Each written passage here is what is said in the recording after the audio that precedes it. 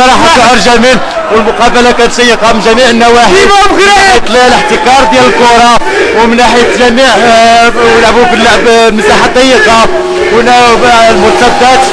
صراحه كان فريق جميل وكنشكرهم بزاف، وكنشكر المدرب حتى هو كذلك لان قام بواحد المجهود كبير، وكنشكروا جميع الجماهير المغربيه والعربيه والافريقيه، وما نساوش الجيران ديالنا الجزائر اللي من القلب.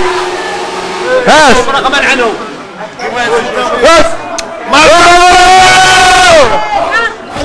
هذا الفوز ليكم الجزائريين، ليكم هذا الفوز ديالكم اخوتنا الجزائريين العزاز الحباب ديالنا ديالكم هذا الفوز. برافو عليكم وبرافو علينا. شنو رايك؟ ديما غلط.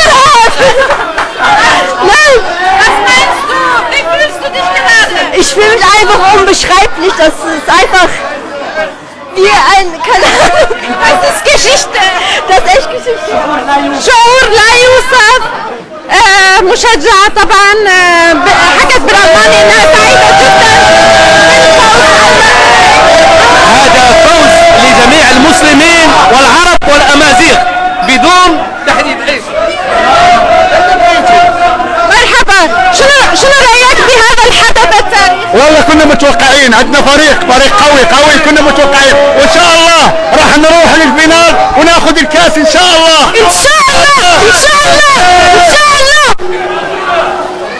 شنو رايك بهذا الحدث التاريخي؟ هذا شعور لا يوصف بنار التاريخ، احسن انجاز للكره العربيه والكره المغربيه، وفرحانين بزاف. مبروك علينا كاملين. اذا السود الاطلسي فعلا يتأهل للنصف النهائي. تحسن بعض المشجعون عن شعورهم بهذا الفوز. شنو رايك بهذا الحدث التاريخي؟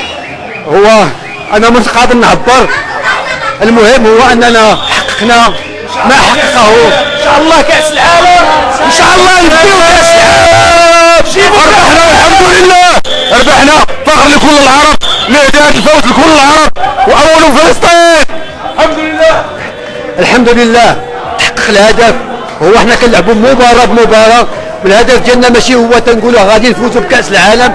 المهم الهم ديالنا هو نفوزوا المباراه ومن بعد نفكروا المباراه الاخرى. والحمد لله العرب كلهم مفتخرين بنا وحنا مفتخرين اننا حققنا العرب. احنا حققنا العرب، يعني هدف هو اول هدف تتحقق للعرب للوصول لنصف النهايه. ما شرف لينا وللعرب كلهم. ما رايك بالفوز التاريخي؟ الحمد لله فرحانين بزاف. أقول لكم جملة واحدة مع المغرب لا شيء مستحيل. المغرب الآن كيبرهن بأن لا شيء مستحيل في جميع المجالات، اللهم لك الحمد. ولسه إن شاء الله راح ناخذ الكأس إن شاء الله مربوحة إن شاء الله. هذه أكبر هدية لفلسطين، فلسطين فلاي إن شاء الله. مرحبا. شو شعورك بهذا الحدث التاريخي؟ ما يمكنش، مستحيل ما عمري تخيلتها، والحمد لله جبناها. الحمد لله. ممكن ياخذون الكأس، كأس العالم؟ كل شيء ممكن مع هذا الرجال ومع هذا الشيء اللي داروا، كل شيء ممكن الحمد لله ان شاء الله. علاش لا. ليجندا. اذا منتخب المغربي اسود نعم. أنا موجودة الآن في مقهى، نرصد الآن الأجواء الاحتفالية للمنتخب لفوز المنتخب المغربي وتأهله للنصف النهائي. رح أخذ بعض الآراء. مرحبا. شنو رأيكم؟ ما بدي أتكلم، شكرا.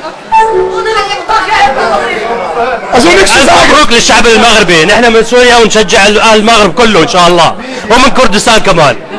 الله اكبر. بده ما شعورك؟ احلى شعور في الدنيا. لاول مره انا ما بتابع الفوتبول، بس اليوم تابعته من اوله لنهايته. ليش؟ مشان اخواننا في المغرب، والحمد لله هذا النصر للمسلمين كلهم. ها شو بتمنى؟ ما راح نتمنى شيء لانه مبين الموضوع، راح يصيروا كاس العالم ان شاء الله، راح يفوزوا بالكاس العالم. شكرا لك. من سوريا. إذن هاي كانت الأجواء هنا من مقهى في مدينة كولونيا الألمانية. المشجعون فرحانين جدا بهذا الفوز وبتأهل المنتخب المغربي للنصف النهائي. شاركونا تعليقاتكم. مرحبا، شو رأيك بهذا الفوز بهذا الحدث التاريخي؟ انا صراحه فرحانه بزاف ومصدومه في نفس الوقت. تبارك الله عليهم، لعبوا كانوا في المستوى، برافو عليهم. برأيك ممكن ياخذون الكأس، كأس العالم؟ ان شاء الله يا ربي، نديروا النيه وان شاء الله نربحوا ان شاء الله يا ربي. شكرا. مرحبا، شو رأيك بهذا الفوز؟ فرحانه كثير والله العظيم. الحمد لله الحمد لله. التاريخي لأول مرة منتخب عربي يتأهل للنصف النهائي.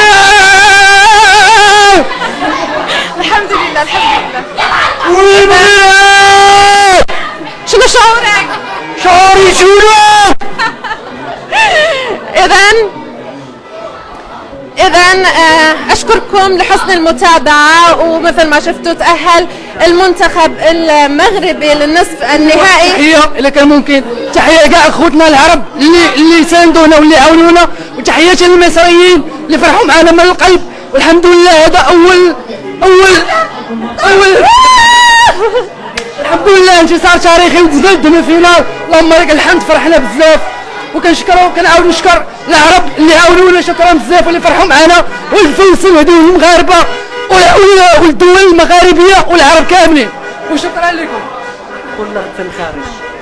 الفرحة مستمرة، والآن خارج احنا هنا في مدينة كولونيا في حي كايك. الفرحة مستمرة مثل ما تشوفون، فرحة لا توصف في هذا المكان.